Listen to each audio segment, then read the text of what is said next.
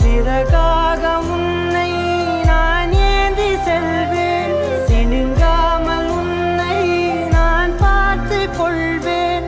ஒரு கோடி இன்பங்கள் உன்னை பார்த்த நொடியில், நான் வாழும் நாள் மட்டும் நீ எந்த மடியில். உன்னை ஈன்ற பொழுதிங்கு கடவுள் தன் முகம் பார்த்த பொழுது உன் பாதம் தொழுது